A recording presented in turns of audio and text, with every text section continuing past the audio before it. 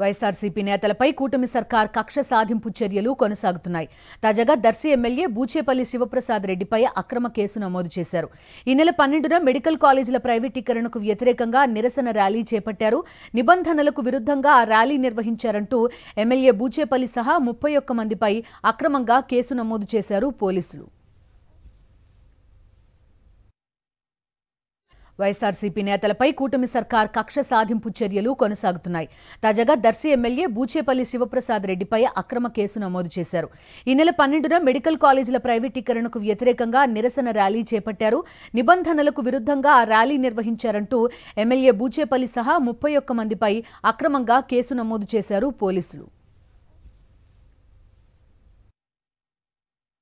సాక్షి TV ప్రసారాలను నిలిపివేయడం చట్టరీత్యా నేరం. సాక్షి టీవీ ప్రసారాల కోసం మీ స్థానిక కేబుల్ ఆపరేటర్ని వెంటనే సంప్రదించండి. DTHలో ఇంటర్నెట్లో కూడా సాక్షి టీవీ ప్రసారాలను వీక్షించవచ్చు.